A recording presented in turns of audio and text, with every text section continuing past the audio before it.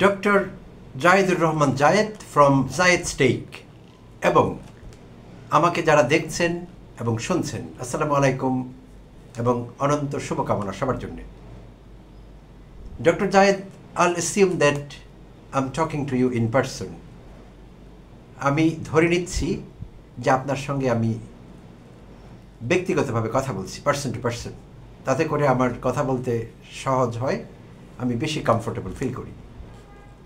তো যদিও এই মুহূর্তে আপনি আমাকে শুনছেন না, বাট আমি অ্যাসিউম করছি যে আমরা ডিরেক্টলি কথা বলছি। I admit you are an interesting man. আমি স্বীকার করছি আপনি খুব interesting as a person. You studied medicine, আপনি ডাক্তার হয়েছিলেন, but you don't practice medicine. ডাক্তারি আপনি করছেন না, rather you are teaching film. আপনি চলচ্চিত্র বিষয়ক অধ্যাপনা করছেন। ইন্টারেস্টিং।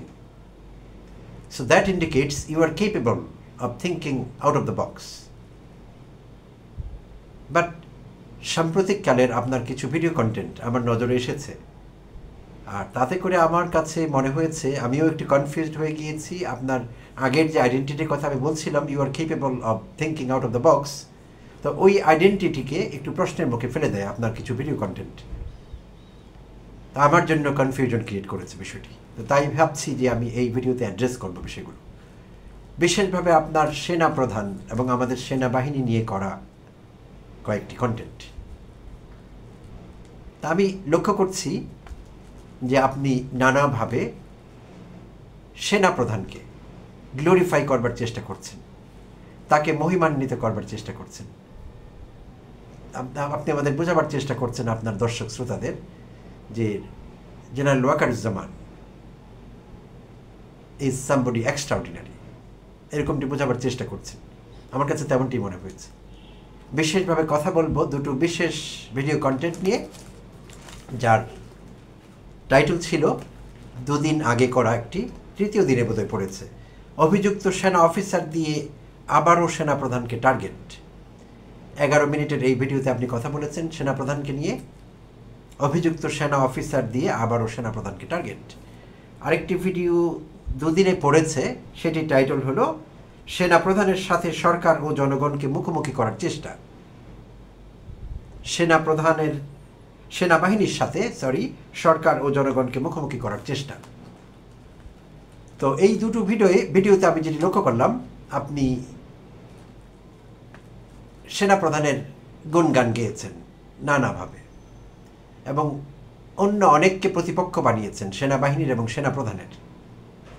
বিশেষভাবে আইসিটি আপনি আপনার কন্টেন্টে বলবার চেষ্টা করেছেন, বিশেষভাবে এই কন্টেন্টটিতে সেনাবাহিনীর সাথে সরকার ও জনগণকে মুখোমুখি, এই কন্টেন্টে, এই টাইটেলের কন্টেন্টে আপনি বলবার চেষ্টা করেছেন যে আইসিটি এবং সেনাবাহিনী মুখোমুখি দাঁড়িয়ে গেল কিনা।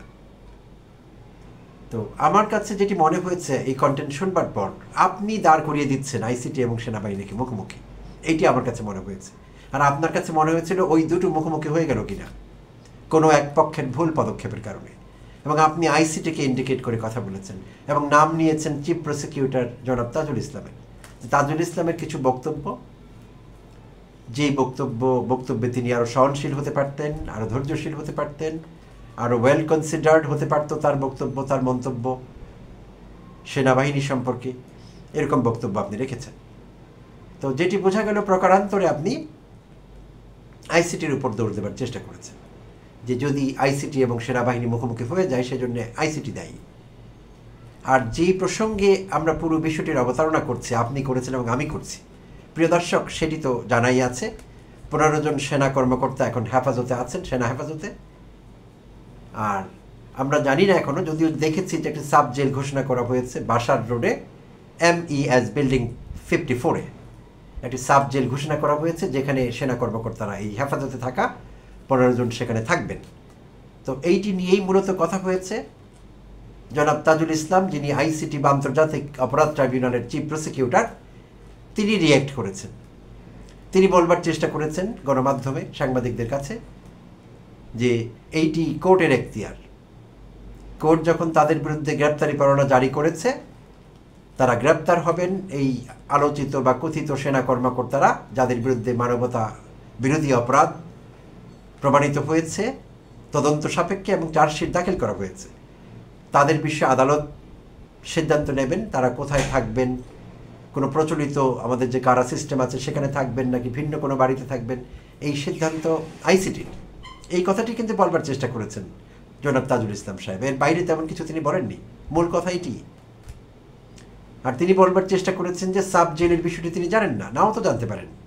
এবং এইটি তো এখন আমাদের কাছে পরিষ্কার হয়েছে যে আইসিটিকে বাইপাস করে রাষ্ট্রপতিকে রেফার করে কোনো একজন ডিএস স্বরাষ্ট্র মন্ত্রণালয় থেকে একটি প্রজ্ঞাপন জারি করেছেন সাইন করে, যেখানে বলা হয়েছে যে এই বাসার রোডের MES বিল্ডিং 54কে সাব জেল ঘোষণা করা হলো।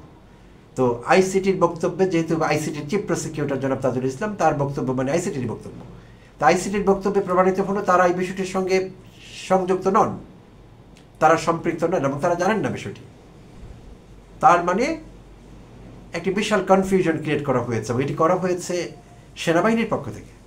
কারণ সেনাবাহিনীর চাহিদা ছাড়া স্বরাষ্ট্র মন্ত্রণালয় এটি সাপ্লাই দেয়নি, ডিমান্ড ছিল তাই সাপ্লাইটি হয়েছে, তাই তো?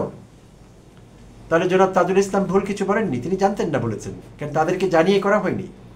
আর যদি তাদেরকে জানিয়ে করা হতো তাহলে জনাব তাজুল ইসলাম এই বক্তব্য দিতেন না যে এটি সেনাবাহিনীর এখতিয়ারে পড়ে কিনা, সেই প্রশ্ন তিনি তুলেছেন, আর সেই প্রশ্ন তিনি তুলতেই পারেন। তো এতে কোনো মহাভারত অশুদ্ধ হয়নি। আচ্ছা, তিনি একা তোলেননি কিন্তু এই প্রশ্ন, সারা বাংলাদেশে লোকেরা এখন এই প্রশ্নই করছে যে এই যে হেফাজতে রাখবার জন্যে সাব জেল, এটি কেন? তাই তো, কেন এটি? উদাহরণ হিসাবে আপনিও বলেছেন, আর অনেকে বলেছে যে শেখ হাসিনা এবং খালেদা জিয়াকে, আওয়ামী লীগ এবং বিএনপির যারা শীর্ষ নেতা ছিলেন এবং প্রধানমন্ত্রী ছিলেন, তাদেরকে যখন 1/11 সময় কারাগারে রাখবার দরকার হয়, তাদের জন্য সাব জেল ঘোষণা করা হয়েছিল সংসদ ভবন এলাকার দুটো বাড়িকে। সো তারা রাজনৈতিক ব্যক্তিত্ব এবং তারা আগের প্রধানমন্ত্রী, বাংলাদেশের সাবেক প্রধানমন্ত্রী। সো তাদের বিষয়টি, আর এই যে অপকর্মে লিপ্ত যারা ছিলেন, যেই 15 জন বা তারা সংখ্যায় আরও বেশি, 23 জন বা 25 জন, বাকিরা পালিয়ে গেছেন, 15 জন আমাদের হাতে লেগেছে। তো এই 15 জন যেই কর্মকাণ্ড করেছেন, সরাসরি মানবতা বিরোধী অপরাধ এবং কতটা হীনাস তাদের ক্রাইম, সারা বিশ্ব স্তম্ভিত হয়ে গিয়েছে। তারা যা যা করেছেন এই দেশের মানুষের বিরুদ্ধে, এই দেশের মানুষের বেতনের টাকায় চকচকে ইউনিফর্ম পরেছেন, ভালো লাইফস্টাইল পেয়েছেন, সেই মানুষগুলো এই দেশেরই মানুষের বিরুদ্ধে দাঁড়িয়ে গেছেন হাসিনাকে খুশি করবার জন্যে। এই অসৎ উচ্চাবিলাসী অফিসারগুলো এই অপরাধ করেছেন। সো তাদের সঙ্গে খালেদা জিয়াকে এবং হাসিনাকে তো মেলানো যাবে না, যদিও এখনকার হাসিনা তাদের দলেরই, এবং এখনকার হাসিনা পিশাচ হাসিনার স্বার্থ রক্ষা করবার জন্য, তার ইচ্ছে পূরণ করবার জন্যেই তারা এই কাজগুলো করেছেন হাসিনার কাছ থেকে সুযোগ সুবিধা নিয়ে। তো এখন তারা একই দলের, বাট যেই সময়টির কথা আমরা বলছি তখন তো হাসিনা ভিন্ন লোক ছিলেন, এত অপরাধের সঙ্গে তার নাম জড়ায়নি, পিশাচ তখন আমরা তাকে বলিনি, এখন বলছি। তো বিষয়টি আসলে এরকমই। তাই তাদের জন্য সাব জেল, তাও আবার আইসিটি জানে না, তো এই বিষয় নিয়ে প্রশ্ন উঠবে, প্রশ্ন উঠেছে গণমানুষের কাছে প্রশ্ন, এবং আইসিটির চিফ প্রসিকিউটর প্রশ্ন তুলেছেন। হি রাইটলি ডিড সো, এবং ঠিকভাবেই করেছেন, এখানে নিয়মের কোনো ব্যত্যয় হয়নি। বাট আপনি তাদেরকে মুখোমুখি দাঁড় করিয়ে দিচ্ছেন, আপনি বলছেন আরও সফটলি বলা যেত, আরও সফিস্টিকেটেড ওয়েতে হ্যান্ডেল করা যেত। কীভাবে, সেই ওয়েটি কী, আর কাদের জন্য আপনি ওকালতি করছেন?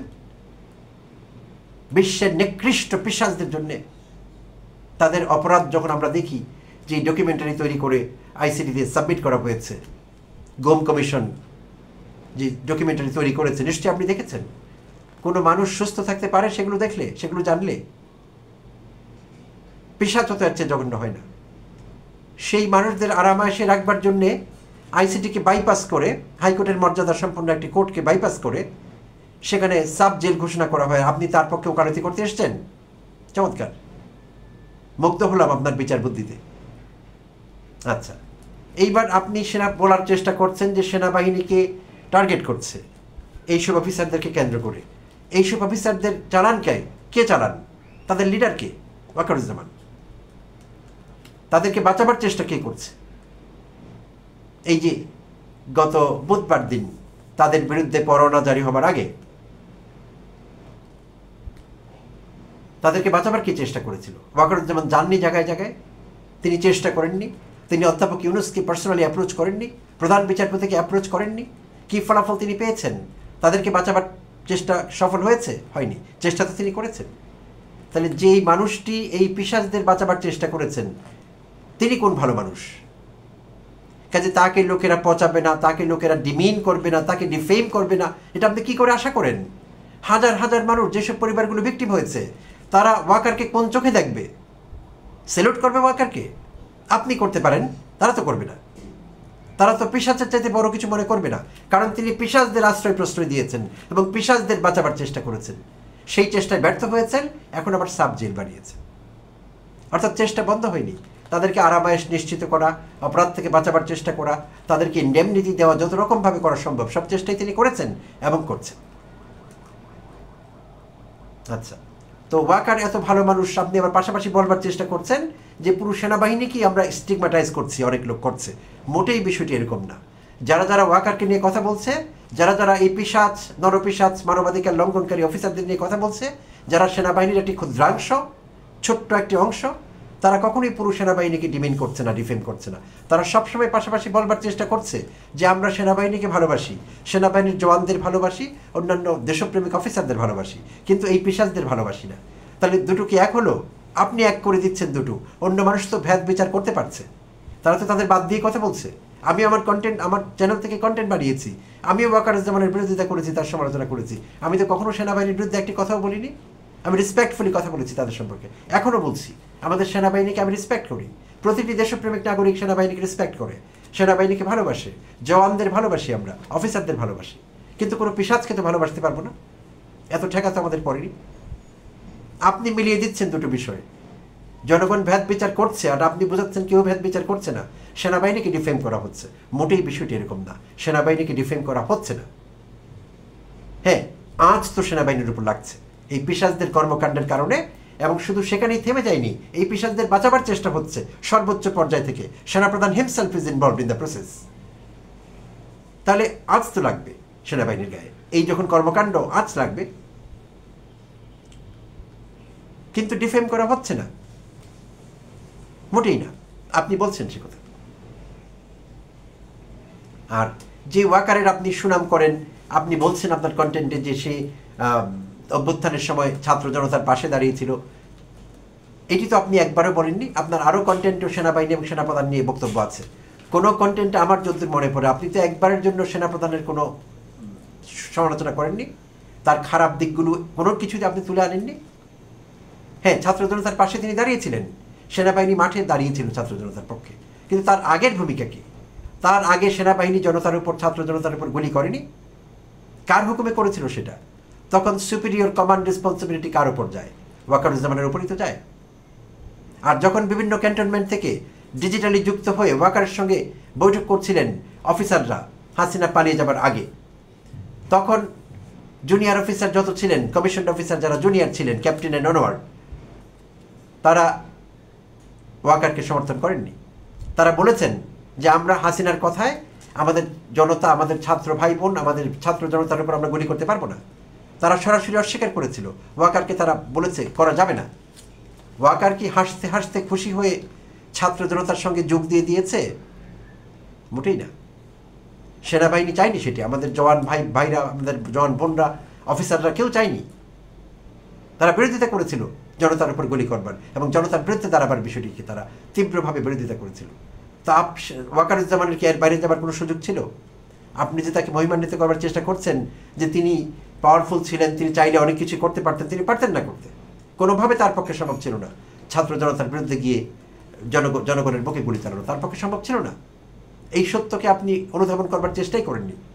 আপনি একতরফাভাবে তাকে গ্লোরিফাই করেই যাচ্ছেন যে তিনি খুব সদিচ্ছার পরিচয় দিয়েছেন। সদিচ্ছার পরিচয় না দিয়ে তার আর করবার ছিল কি? বিকল্প কি করবার ছিল? তার পথ তখন টিকতো? তাকে অফিসাররা ছেড়ে দিতেন, জওয়ান ভাই বোনরা, সেনাবাহিনী তাকে ছেড়ে দিতেন ছাত্র জনতার উপর গুলি করলে? হাসিনার কথায় ছেড়ে দিতেন না। তাই এই সহযোগিতা বাধ্য হয়ে করা, বাধ্য হয়ে করা। আচ্ছা, সেনাবাহিনী প্রধান রাজনৈতিক ব্যক্তিদের মতো বক্তব্য দিচ্ছেন। আর যদি আরও পেছনে সরে যাই, যখন ফরমেশন নিয়ে কথা হয় এই সরকারের, অন্তর্বর্তীকালীন সরকারের, ছাত্র উপদেষ্টা তো বলেছেন যে ওয়াকার সাহেব বলেছেন অধ্যাপক ইউনূসকে তিনি বুকে পাথর চাপা দিয়ে সহ্য করছেন। এই কথা তিনি বলেননি অধ্যাপক ইউনূসের বিরুদ্ধে? বলেছেন। আচ্ছা, এটিকে আমি অপরাধ মনে করছি না ব্যক্তিগতভাবে। কেন করছি না? তখন অধ্যাপক ইউনূস তত্ত্বাবধায়ক অন্তর্বর্তীকালীন সরকারের প্রধান উপদেষ্টা হননি, আলোচনা চলছে। তো ওয়াকার সাহেবের ব্যক্তিগত ভালো লাগা মন্দ লাগা কারো বিষয় থাকতেই পারে, তাই তিনি সে কথা বলেছেন, ফাইন।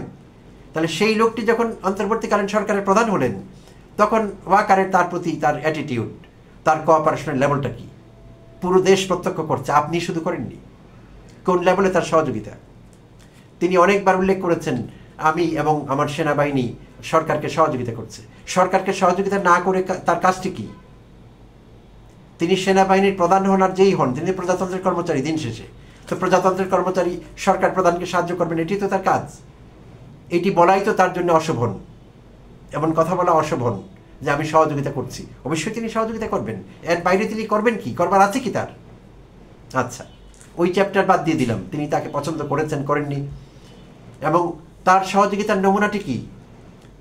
ডক্টর জাহেদ বাংলাদেশে আগেও আমরা দেখেছি, সেনাবাহিনীকে মাঠে দেখেছি, সিভিল অ্যাডমিনিস্ট্রেশনকে সাহায্য করেছে মাঠে থেকে। তখন তাদের ভূমিকা কি ছিল? চোর গুন্ডা বদমাশ চাঁদাবাজেরা তাদেরকে কোন চোখে দেখত? তাদের রাতের ঘুম হারাম হয়নি যখনই সেনাবাহিনী বাইরে ছিলেন। সেনাবাহিনীর জওয়ানরা, সদস্যরা, অফিসার ভাইয়েরা যখন দায়িত্ব পালন করছেন সিভিল অ্যাডমিনিস্ট্রেশনকে সেভ করার জন্যে, সাহায্য করার জন্যে, তখন ওই চোর গুন্ডা বদমাশদের অবস্থা কী ছিল? দুঃস্বপ্ন দেখে তাদের ঘুম ভাঙেনি রাতের বেলা? ভেঙেছে। এইবার ওয়াকার যে সেনাবাহিনী মাঠে রেখে সহযোগিতা করছেন বলে দাবি করছেন, সেই সেনাবাহিনী আমাদের কতটুকু সাহায্য করছে? সেনাবাহিনী মাঠে, অথচ সব জায়গায় চাঁদাবাজি চলছে, সব জায়গায় গুন্ডামি চলছে, সব জায়গায় ভীতি প্রদর্শন চলছে, সব জায়গায় মব বা মবক্রেসি চলছে। সেনাবাহিনী মাঠে, and with majesty power. That is the most ironic thing.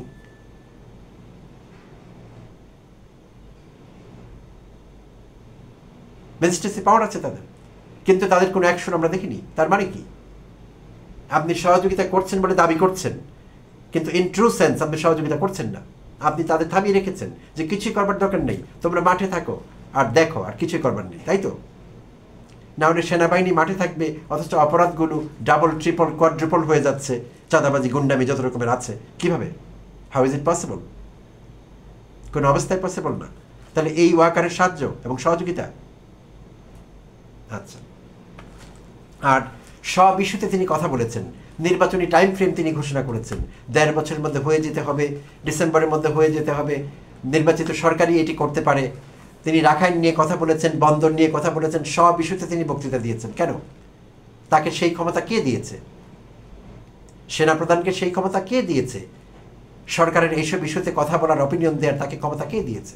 কোন ক্ষমতা বলে তিনি এইসব বিষয়ে কথা বলেছেন?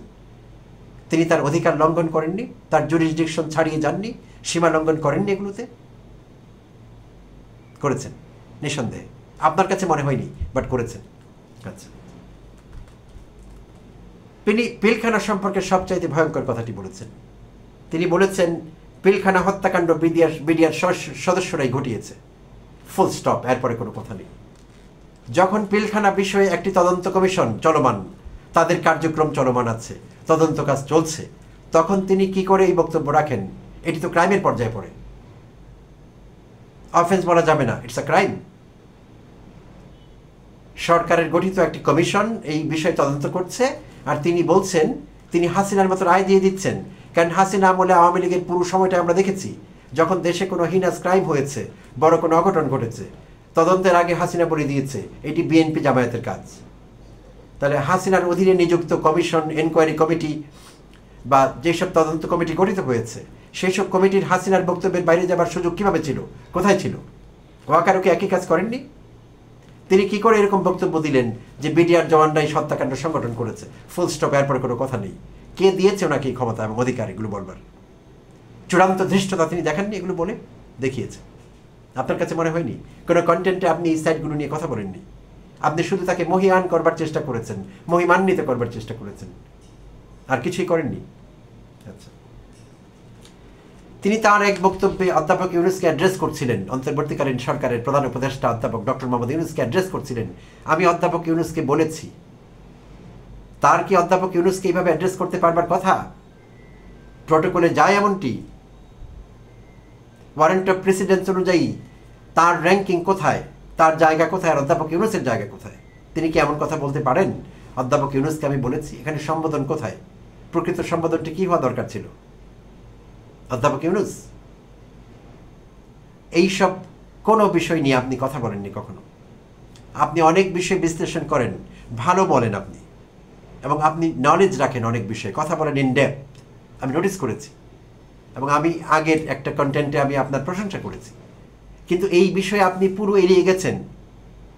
আপনি সেনাপ্রধান ওয়াকারুজ্জামানের কোনো কারণে ডাইহার্ট ফ্যান হয়েছেন, হন, সেটা আপনার ব্যাপার, কিন্তু তার যে মন্দ দিকগুলো আছে, তিনি যে রাজনৈতিক নেতৃবৃন্দের মতো বক্তব্য রাখছেন, তিনি যে ধৃষ্টতা প্রদর্শন করছেন, সীমা লঙ্ঘন করছেন, জুরিসডিকশন ছাড়িয়ে যাচ্ছেন, এবং সরকারকে ইন ট্রু সেন্স সহযোগিতা করছেন না, এইসব বিষয়ে আপনি কখনো বক্তব্য রাখেননি। একটি কাজ আপনি করেছেন, তাকে গ্লোরিফাই করা, মহিমান্বিত করা, এবং আপনি বলবার চেষ্টা করেছেন যে এই ওয়াকারুজ্জামানকে লোকেরা ডিফেম করতে গিয়ে পুরো সেনাবাহিনীকে ডিফেম করে ফেলেছে।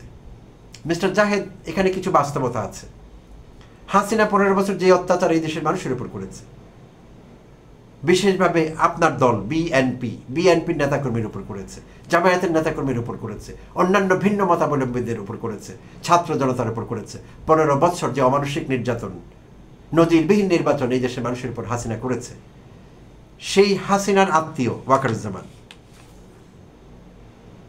হাসিনা তার জ্যাঠাশন, এবং হাসিনার বদান্যতায় তিনি সেনাপ্রধান হয়েছিলেন। কোন যোগ্যতায় হয়েছিলেন আপনি বলবেন? এই জন্যে যে he was the most competent officer among all others? এই জন্যে না, সিস্টেম করে তাকে সেনাপ্রধান বানানো হয়েছিল, যেই জন্য সেনাবাহিনীর অনেক অফিসার তাকে দেখতে পারেন না, কারণ সেখানেও সিস্টেম লঙ্ঘন করা হয়েছিল, প্রচলিত পদ্ধতির বাইরে গিয়েছিলেন হাসিনা ইচ্ছে করে তাকে সেনাপ্রধান বানাবার জন্য। কোনো কিছুতে তিনি সেনাপ্রধান হতে পারতেন না, হাসিনার বদান্যতায় তিনি সেনাপ্রধান হয়েছেন। এখানে ডিরেক্টলি স্বজনপ্রীতি হয়েছে। এরকম একটি পোস্টে স্বজনপ্রীতি হলে তাকে কে দেখতে পারবে? আর তার আত্মীয় হাসিনা এই দেশের মানুষের সঙ্গে কি করেছে? কাজে মানুষ না হাসিনাকে দেখতে পারবে না, তাকে দেখতে পারবে, এটি তো স্বাভাবিক। আমি ধরে নিলাম তিনি একেবারে তুলসী পাতা, দুধ দিয়ে গোসল করা একজন মানুষ, তার কোনো সমস্যা নেই। তারপরে তো অনেক মানুষ তাকে দেখতে পারবে না। যেসব পরিবারগুলো ভিকটিম হয়েছে, তারা কি কখনো হাসিনার আত্মীয় ওয়াকারুজ্জামানকে ভালো চোখে দেখবে, সহ্য করতে পারবে? পারবে না। সো এই বিষয়ের কিছু পার্শ্ব প্রতিক্রিয়া, কিছু ক্রিয়া থাকবে, তো এটা স্বাভাবিক, এটা থাকবে। আর বিশেষভাবে 5 আগস্ট পরবর্তী সময়ে তার কি ভূমিকা? তার ভূমিকাটা যদি আনকন্ডিশনালি ছাত্র জনতার পক্ষে হতো, সরকারের পক্ষে হতো, তাহলে বিষয়টি অন্যরকম যেত। তা তো হয়নি। যেমনটি আমি একটু আগে বলছিলাম, তিনি সেনাবাহিনীকে ঠিকই মাঠে রেখেছেন ম্যাজিস্ট্রেসি পাওয়ার দিয়ে, তাদেরকে কাজ করতে দিচ্ছেন না, তারা কাজ করতে পারছে না। কাজ করতে পারলে দেশের আইন শৃঙ্খলা পরিস্থিতি কখনোই এমন হতো না, হতে পারেই না। শুধু তাই না, তিনি এই দুষ্কৃতিকারী অফিসারদের বাঁচাবার চেষ্টা করছেন কোন সাহসে? আমরা কি মেনে নেব এটি? মোটেই না, আন্ডার নো সার্কামস্টেন্স। শুধু এইটিই না, সরকার গঠনের পর অধ্যাপক ইউনূস চেষ্টা করেছিলেন আয়নাঘর ভিজিট করবেন, সেখানে তাকে বাধাগ্রস্ত করা হয়েছে। আপনি না জানলেও সারা দেশের মানুষ এটি জানে। শুধু তাই না, আয়নাঘরে অপরাধের নমুনা, অপরাধের চিহ্ন মুছে ফেলা হয়েছে। How dare! আপনার এই প্রিয় ওয়াকার সেনাপ্রধান, তখন এখনো সেনাপ্রধান তিনি, তাহলে আয়নাঘরে অপরাধের নমুনা মুছেছে কার আদেশে? এখানেও সুপিরিয়র কমান্ড রেসপন্সিবিলিটি কার উপর যায়? সো এরপরও আপনি চাইছেন আমরা ওয়াকারকে পুজো করব? যত খুশি আপনি করুন, আমাদের তো দরকার নেই কাউকে পুজো করবেন। পুজো হয় ভগবানের, মানুষের হয় না। সো ডক্টর জাহেদ, ধন্যবাদ আপনাকে। আর আমি যতগুলো পয়েন্ট নিয়ে কথা বলেছি, আমি আশা করব আপনি আমার পয়েন্টগুলো খণ্ডাবেন, একটি ভিডিও আপলোড করবেন এই বিষয়ে, আমাদেরকে আপনি ক্লিয়ার করবেন আপনার অবস্থান আসলে কি, আপনি কি বোঝাতে চান, আপনি জনগণকে এবং সেনাবাহিনীকে কিংবা আইসিটিকে এবং সেনাবাহিনীকে মুখোমুখি করে দিলেন কিনা, এবং দায়টি আমাদের উপর চাপাচ্ছেন কিনা। আর যেসব পয়েন্ট নিয়ে আমি কথা বলেছি, আমার রিজেন্টমেন্ট প্রকাশ করেছি, আপনি সেগুলো খণ্ডন করে আপনার বক্তব্য রাখবেন, এটি আমি আশা করছি। ধন্যবাদ আপনাকে। প্রিয় দর্শক, আপনাদের ধন্যবাদ। ভালো থাকবেন সবাই।